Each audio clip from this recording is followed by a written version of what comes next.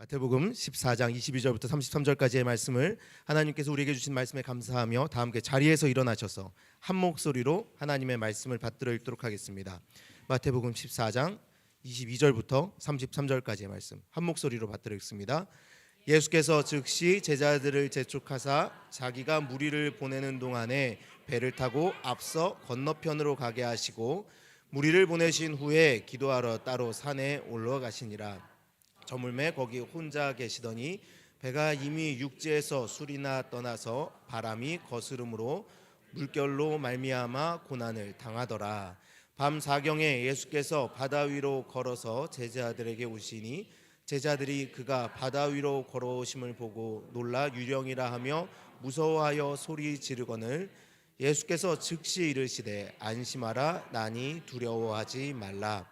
베드로가 대답하여 이르되 주여 만일 주님이시거든 나를 명하사 물 위로 오라소서 하니 오라 하시니 베드로가 배에서 내려 물 위로 걸어서 예수께로 가되 바람을 보고 무서워 빠져가는지라 소리질러 이르되 주여 나를 구원하소서 하니 예수께서 즉시 손을 내밀어 그를 붙잡으시며 이르시되 믿음이 작은 자여 왜 의심하였느냐 하시고 배에 함께 오르매 바람이 그치는지라.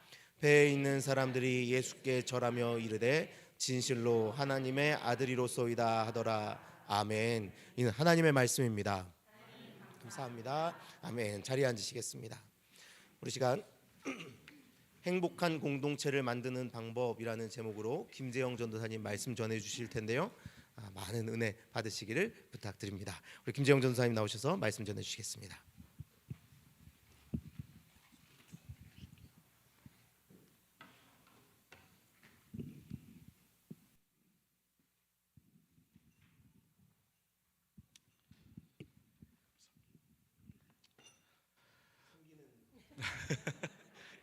감사합니다. 네, 반갑습니다. 제가 지난번 성탄 예배 때 잠깐 말씀 전하러 올라오고 오랜만인 것 같지만 최근에 새벽기도도 함께 말씀 전하고 있어서 참 감사하게 이 자리에 서고 있습니다. 다시 한 번 더 우리 컨티넨탈 싱어즈 제가 너무 감사하다고 말씀을 드리고 싶어요. 제가 눈이 안 좋아서 어디 계신지 안 보이는데 그렇군요. 그래도 참 너무 감사합니다. 이렇게 귀한 사역하고 또 저희 교회 와서 함께 섬겨주셔서 뒤늦게나마 제가 이렇게 감사하다고 말씀드리고 싶네요. 저는 오늘 행복한 공동체를 만드는 방법에 대해서 말씀을 좀 나누려 합니다. 여러분들 삶 가운데에 우리 삶 가운데에 저희가 여러 가지 공동체들이 있는 줄로 믿습니다. 여러분 한번 나열해 볼까요? 저희가 머릿속으로 가정이 있고요. 그리고 우리 교회가 있고요. 일터, 학교, 기타 등등 여러 가지가 있죠. 여러 가지 공동체가 있는데 제가 여러분들한테 질문을 하나 드리고 싶어요. 그렇다면 우리 삶에서 가장 중요한 공동체는 무엇일까요? 가장 중요한 게 뭘까요? 제가 힌트를 하나 드릴게요. 가장 처음 받은 공동체입니다. 우리 삶에서 가장 중요한 공동체는 하나님으로부터 가장 처음 받은 공동체입니다. 제가 사실 이 설교를 저희 교회 한 4달 됐나요? 제가 온지 부임할 때 유스 아이들한테 맨 처음에 이 설교를 했어요. 저도 제가 어릴 때 이거에 대해서 생각했을 때 가족인 줄 알았습니다. 왜냐하면 제가 힌트 드린 것처럼 태어나자마자 맞이하는 게 가족이고요. 정말 끊기 어려운 게 가족의 연이고요. 그래서 힘들 때도 있죠.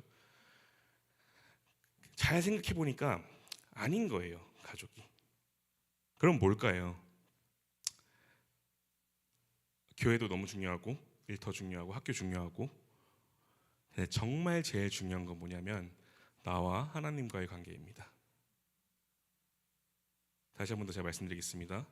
우리 삶에서 가장 중요한 공동체는 나와 하나님의 공동체입니다. 이 둘이 만들어가는 공동체가 제일 중요하고 제일 처음 받은 줄로 믿습니다. 이게 왜 중요한지 예수님께서 직접 보여주세요. 여러분 우리가 예나 지금이나 제일 중요한 게 먹고 사는 거잖아요. 저는 먹는 거에 진심입니다.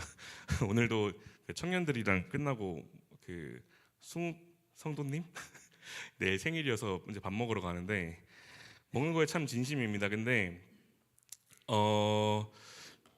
그거 아세요? 요즘 한류가 이슈잖아요, 되게. 뭐만 하면 다 K 드라마, K 영화 되게 많더라고요. K 뭐 이상한 것도 많아요. K 조크도 있고요. 진짜 많은데 손흥민보다 가수들보다 조금 더 일찍 시작한 한류가 있어요. 그게 뭔지 아시나요? 먹방이에요. 먹방이 좀 많이 일찍 시작했습니다. 영어로도 먹방이라고 해요. 이게 너무나 유명해져서 그러니까 먹방이 뭐냐면 먹는 방송입니다. 근데 그냥 사람들이 인터넷 나와서 맛있게 먹는 것을 보는 거를 되게 좋아해요. 저도 잘 보거든요. 저도 특히 다이어트를 해야 될 때 잘 찾아봅니다. 근데 먹방을 그렇게 좋아하더라고요. 조회수도 잘 나오고. 그런데 오늘 본문이 바로 우리 역사의 최대 먹방 쇼였죠. 오병이어 사건 바로 직후에 벌어지는 일입니다. 예수님께서 사랑으로 몇천 명을 그 조그만 아이 점심 도시락으로 런치박스로 다 먹이신 거예요. 그러면서 사람들이 와, 이런 먹방 쇼를 할 수 있다니 정말 기적과 같다. 기적이다. 이게 은혜구나. 이게 사랑이구나. 이게 정말 아무나 할 수 없는 일이구나. 우리 주님의 은혜로 인하여서 된 거구나 하고 너무나 좋아합니다. 그러면서 어떻게 하길 원했나요? 따라가길 원했어요. 놀라운 기적을 보여주신 예수님을, 한계가 없는 사랑을 보여주신 예수님을 따라가길 원했습니다. 예수님께서 다 돌려보내셨어요. 따라오지 말라 하시고 심지어 제자들도 너희들은 먼저 배를 타고 가서 저 호수 건너편으로 먼저 가라라고 말씀하셨습니다. 그리고 예수님께서 뭘 하셨냐면 예수님께서는 다 보내신 다음에 조용히 홀로 남으시고 산으로 가셨어요. 이것만 보면 등산 좋아하시는 우리 예수님, 부장님 스타일 같은 예수님을 생각할 수 있지만 아닙니다. 예수님께서는 하나님과 독대하러 가셨습니다. 예수님께서는 하나님이시지만 동시에 아들이셨기 때문에 하나님과의 그 단둘의 공동체를, 그 중요함을 너무나 잘 아셨던 거예요. 그래서 틈만 나면 여러분 성경 복음서 보시면 나올 거예요. 예수께서 산에 올라가셨더라. 예수께서 조용히 기도하러 가셨더라. 계속 나올 겁니다. 왜냐하면 하나님과의 공동체가 가장 중요한 것을 알고 있기 때문입니다. 우리의 삶에서 이 공동체는 어떻게 이루어지고 있나요? 우리 모두 바쁜 거 잘 압니다. 공부해야 되고요. 일해야 되고요. 가정을 돌봐야 되고요.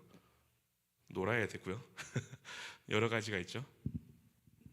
하지만 우리의 제일 중요한 공동체, 하나님과 나의 관계는 현재 어떻게 쌓아가고 계시나요? 여러분, 하나님과 친하시나요? 자신 있게 친하다고 말씀하실 수 있나요? 그러한 성도님들 되시기를 간절히 소망합니다. 그러면서 예수님께서는 혼자 계셨어요. 세상 사람들이, 여러분 그거 아시나요? 언젠가부터 인터넷에서는 혼자 있는 거에 대해서 굉장히 흑백 논리로 얘기합니다. 어떤 사람들은 혼자 있는 것은 좋지 않다 얘기하고, 어떤 세상이 알려주는 연애 방법, 사랑 방법을 이야기해주면서 사람들과 같이 있으라고 얘기하고요. 어떤 사람들은 반대로 차라리 혼자 있으라 얘기하고, 결혼하지 말라 얘기하고, 아무도 믿지 말라고 그런 이야기들을 자꾸 합니다. 근데 우리는 하나님 믿는 사람들이잖아요. 성도잖아요. 우리는. 그렇기 때문에 우리를 절대 홀로 내버려 두지 않으시는 하나님 우리가 믿고 있기 때문에 우리가 혼자 있다는 것은 혼자가 아닌 줄로 믿습니다. 하나님과 늘 함께인 줄로 믿습니다. 때문에 여러분 삶에서 정말 바쁘시겠지만 늘 홀로 계시길 바랍니다. 제가 정말 좋아하는 크리스찬 저자 중에 이제 작가 중에 헨리 나우엔이라는 분이 계시는데, 그분이 공동체라는 책을 쓰시는데 제가 되게 좋아해요. 제가 여러분들한테 꼭 나눠드리고 싶은데, 그 공동체라는 책 맨 처음 첫 번째 챕터가 solitude, 고독으로 시작합니다. 이상하죠? 근데 방금 제가 말한 내용을 그대로 얘기해요.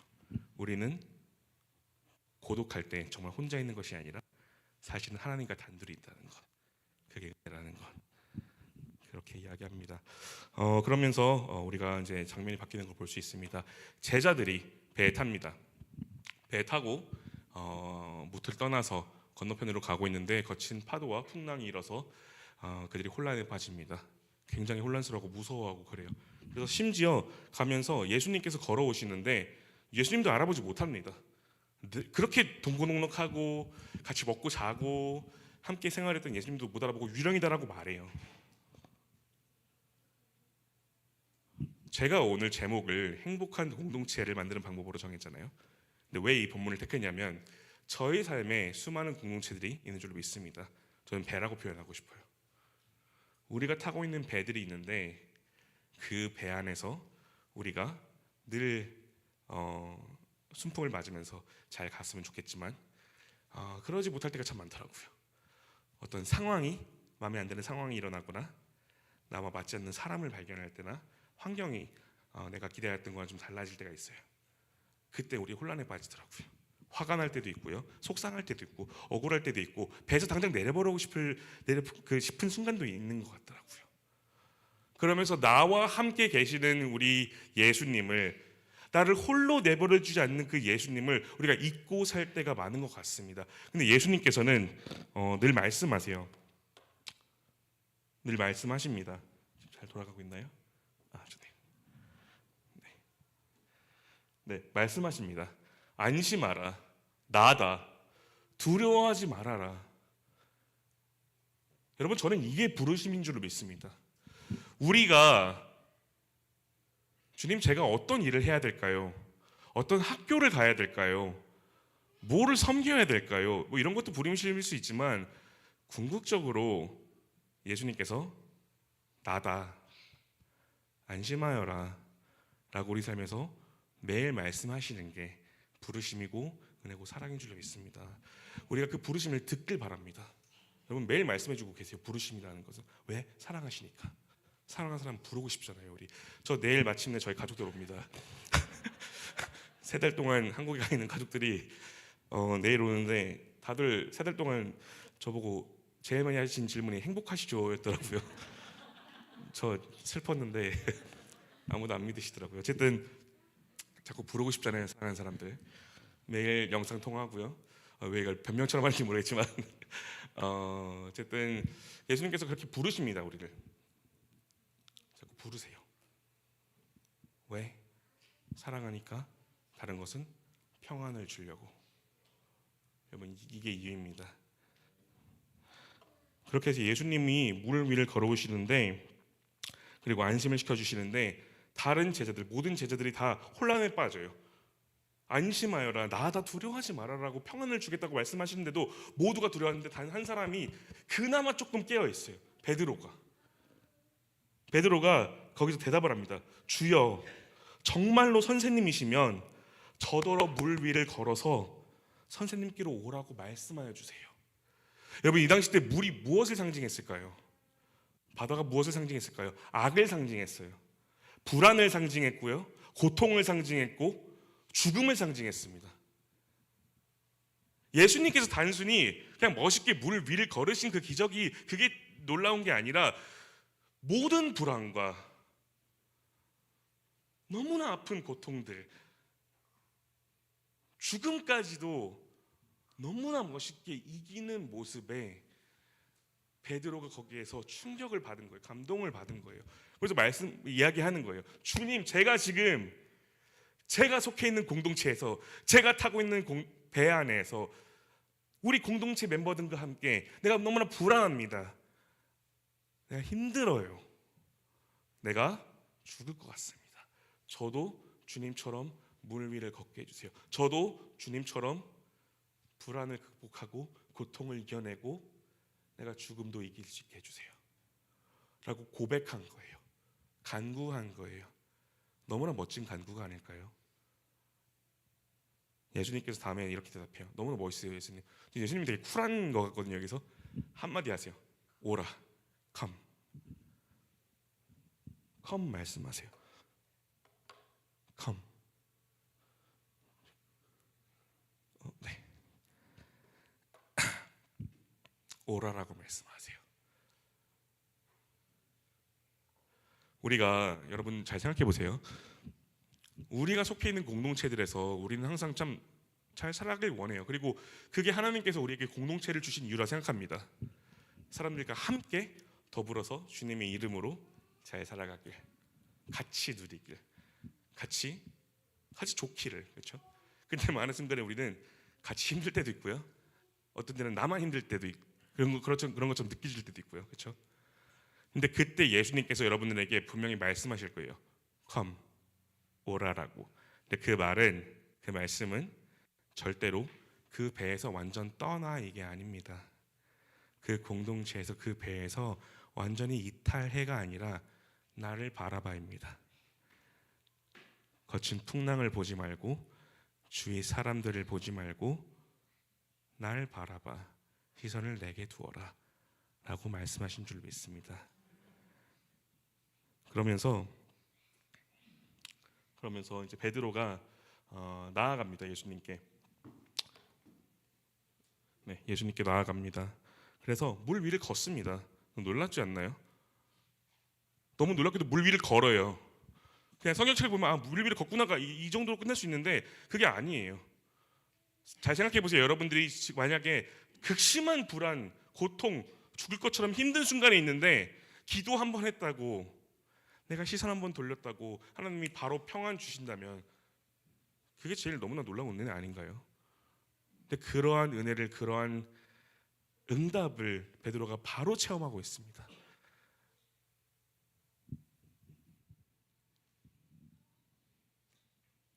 근데 참 이렇게만 계속 가면 좋겠지만 안타깝게도 우리 삶이 그렇지가 않아요. 우린 연약하고 부족하고 하나님만 바라보기에는 우리가 참 죄가 많아서 자꾸만 우리 주위 환경에 휩쓸려요. 주위 상황을 바라보게 되고요. 주위 사람들을 바라보게 되고 자꾸 비판하게 되고 누굴 탓하게 되고 그걸 원망하게 될 때도 있고요.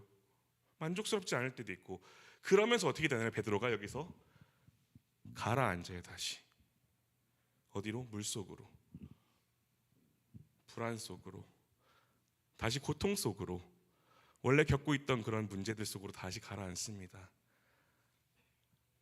여러분 여기서 혹시 좀 창피한 질문인데 물에 빠진 경험이 있는 분 계신가요? 물에 빠진 분 계시나요? 저는 있거든요. 창피한, 저도 간증이죠.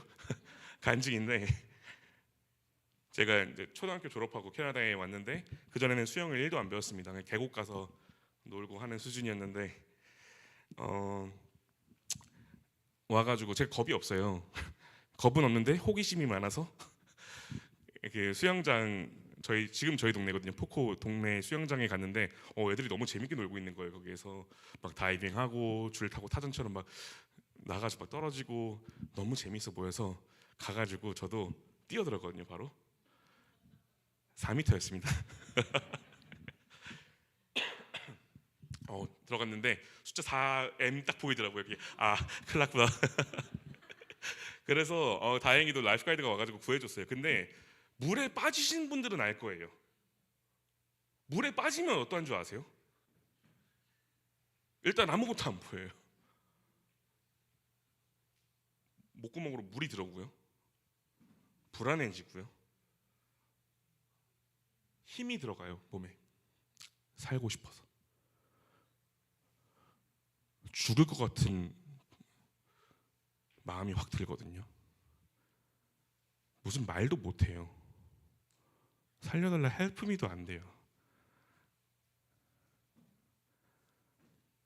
저는 베드로가 놀라운 것 같아요. 그래서 우리가 정말 힘들 때 어떠한가요, 여러분? 여러분 정말 힘들 때 어떠하세요? 기도 나오세요? 정말 힘들 때 말씀 읽혀지나요? 그런 분들은 축복합니다. 저는 잘 안 되더라고요. 저는 정말 힘들 때는 기도도 안 나오고요. 말씀이 눈에도 들어오지 않더라고요. 우리 주님이 어디 가신 건지라는 생각도 들 때도 있어요. 심지어. 근데 베드로는 조금 달랐던 거예요. 물론 베드로 부족하지만, 물론 베드로가 정말 인간적이고 죄 많은 사람이지만 베드로는 알았던 거예요. 나의 주님이 언제나 나와 함께 계신다는 것을. 나의 주님께 내가 도와달라고 얘기하면 언제든지 건져 올려주실 것을 알고 있어요. 내가 기쁠 때나 내가 슬플 때나 내가 잘 지낼 때나 그렇지 못할 때나 주님이 항상 나와 함께 계신다는 것을. 저는 이 본문이 너무나 아름다워요. 물리적으로도 업앤다운을 계속 경험하게 해주잖아요. 그 선 하나 놓고 죽을 것처럼 힘들 때에 불안하고 아무 말도 나오지 않을 때에 베드로는 거기서 한마디 외쳐요. 도와달라고. 우리 예수님이 어떻게 하시나요?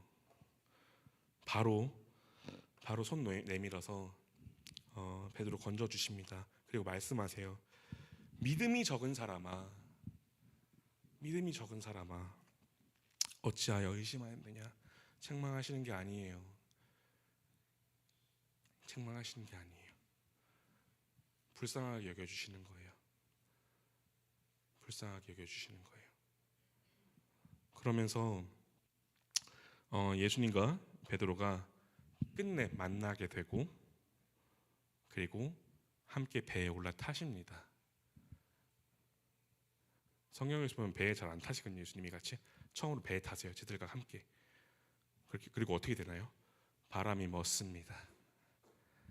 바람이 멎어요.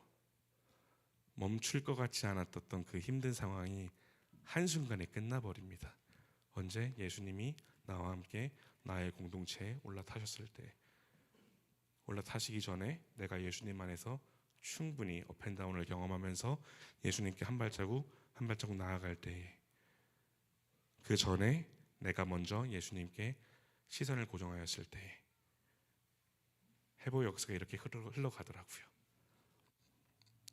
그러면서 예수님께서 배에 타시고 바람이 멎은 다음에 보시는 것처럼 제자들이 모두 함께 경배하고 찬양합니다. 예수님, 선생님은 참으로 하나님의 아들이십니다. 이렇게 정말 마음 깊숙이 해서 우러나온 찬양이 터져 나와요. 이때 와, 예수님이 드디어 멈춰주셨군요. 우리를 구원해 주셨군요. 터져 나와요. 여러분, 이런 회복, 이런 찬양, 이런 예배를 드리고 싶지 않나요? 나의 예배가 이랬으면 좋겠다는 소망은 전 늘 있어요. 제가 감사하게도 이제 말씀의 자리에 초대되었을 때, 그리고 공동체에 관한 말씀을 부탁받았을 때 이 설교를 자주 하곤 해요. 근데 그때마다 늘 말씀드리는 게 이겁니다. 우리가 공동체 안에서, 여러분 잘 생각해 보세요. 여러분들의 공동체들을, 가족, 교회 여러 가지가 있죠. 공동체 안에서 우리가 나쁜 상황 일어나거나 나랑 맞지 않는 사람이 대두되었을 때 우리가 하는 생각들이 보통 비슷해요. 빨리 끝나기를. 나갈까? 아니면 어떤 분들은 용서해야 되는데, 어렵죠. 용서해야 되는데, 품어야 되는데, 그런 비슷한 생각들을 하실 거예요. 그게 쉬울까요, 여러분? 여러분 쉽던가요, 그게? 품고 용서하고 그게 쉬운가요? 전 너무 어렵더라고요. 똑같은 인물 베드로가 다른 복음서에서 보면은 예수님께 여쭤보잖아요. 나한테 잘못한 사람이 있는데 그 형제를 내가 몇 번 용서해야 돼요, 예수님? 물어보잖아요, 그렇죠? 7번 용서해야 되나요? 여러 번 이렇게 물어봐요. 예수님께서 얘기하시잖아요. 7번씩 이런 번 용서라고 얘기하시잖아요. 저는 제가 예전에 이 말씀을 묵상하였을 때 그냥 많이 용서하라는 줄 알았어요. 주님의 사랑을 품고. 근데 여러분, 한 번 용서하는 게 쉬운가요? 한 번 쉬우세요? 제가 수학을 잘 못해서 7번 곱하기 이렇게 하게 되는데, 그건 됐고, 나한테 정말 잘못한 사람, 그 한 사람 용서하는 게, 한 번 용서하는 게 쉬우신가요? 전 너무너무 어렵더라고요. 한 번조차도.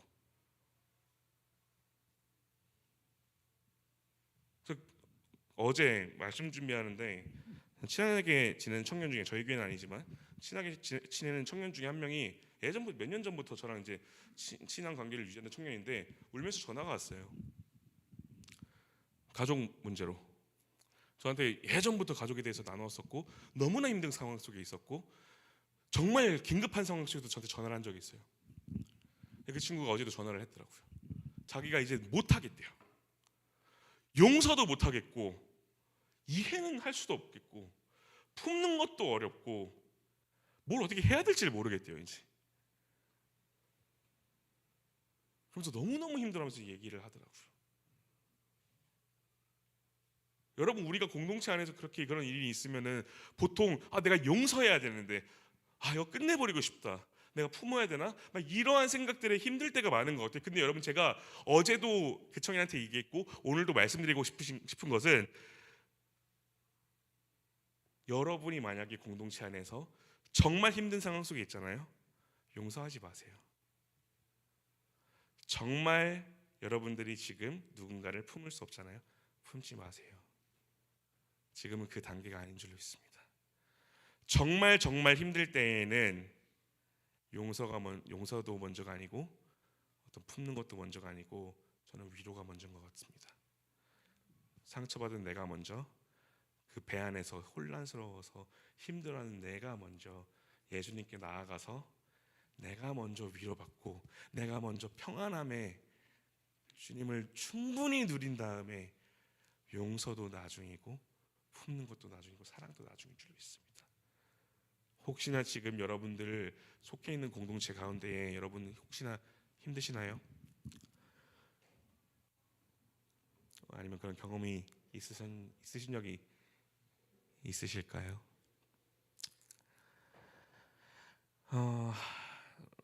저도 있었고 지금도 있는 곳도 있고 그렇거든요. 근데 그때마다 늘 되새깁니다.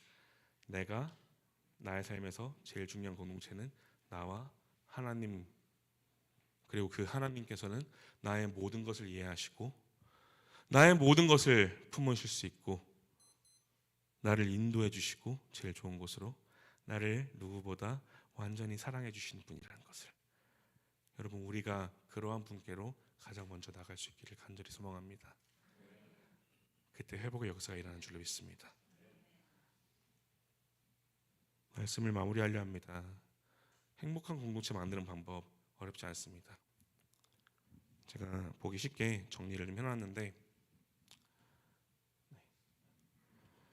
첫 번째로는 제가 처음 말씀드린 것처럼 우리 매일의 삶에서 가장 중요한 관계인 공동체인 우리 주님과 나와의 공동체를 지켜야 하는 거예요. 늘 지키고 내가 그 안에서 보호받고 누리는 겁니다. 누리는 거예요.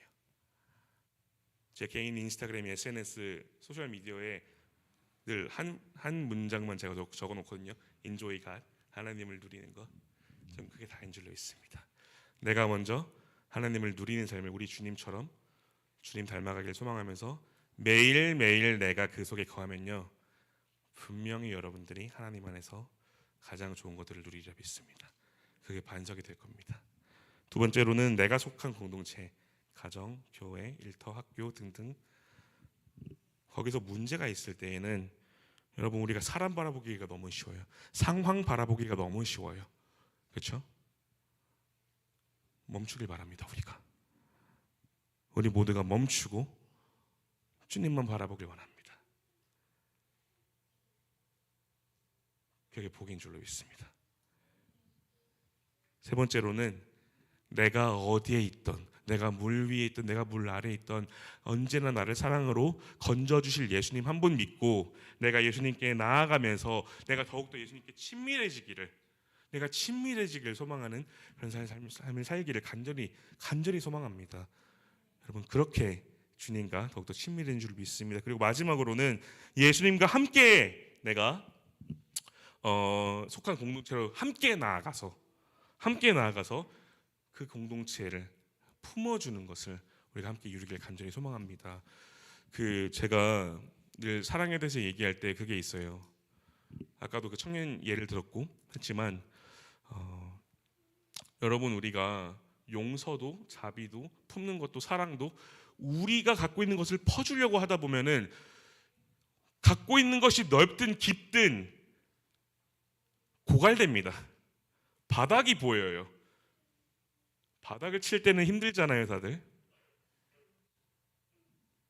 하지만 가장 먼저 해야 할 것은 뭐냐면은, 혹시 반주를 부탁드려도 될까요? 감사합니다. 천천히 하셔도 돼요. 가장 먼저 해야 할 것은 뭐냐면은 우리 주님으로부터 받는 거예요. 그 사랑을 내가 주려고 하는 게 아니라 내가 먼저 받아야 돼요. 제가 우리 유스 함께 섬기시는 선생님도 그렇고,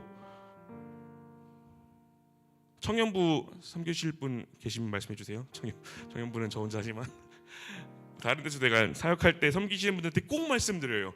여러분들이 먼저 은혜 받으시라고, 여러분들이 먼저 사랑 받으시라고. 왜? 주기 전에 내가 받아야 되잖아요. 주기 전에 내가 채워줘야 되잖아요. 그게 다가 아니에요. 그게 다가 아니라 내 걸 주는 게 아니라 주님이 주시는 것으로 내가 온전히 채워져서 가득 찼을 때 내가 먼저 채워지고요. 그 다음에 이것을 받는 것을 멈추지 않으면은 자연스럽게 흘러나와요. 주님의 사랑이. 나는 그저 주님과 함께 가기만 하면 되는 거예요. 어디로? 말씀하신 곳으로, 나의 공동체로, 아픔이 있는 곳으로, 불안이 있는 곳으로, 그것으로 같이 이동하는 겁니다. 행복한 공동체는 그렇게 이루어갑니다. 여러분, 행복한 공동체 다들 원하시잖아요, 그렇죠? 특별히 저는 저희 교회가 너무나 마음에 들어요. 너무나 좋습니다. 진심으로 제가 요즘 참 많이 얘기하고 다닙니다. 지난달 우리 찬양 집회 때 결단하게 됐어요. 하나님, 제가 정말 마음 다해서 우리 교회 사랑하겠습니다. 부족하지만 정말 많이 사랑하겠습니다. 그리고 이름이 참 마음에 듭니다. 우리는 교회. 하나님, 우리는 교회라는 교회를 공동체로 부르셨잖아요, 우리를. 근데 우리를 교회라고 먼저 불러주셨잖아요. 우리가 먼저 하나님 안에서 온전히 받는 교회 되기를 소망하고, 그 다음에 함께 그러한 공동체를, 그러한 교회를 이루어가길 소망합니다.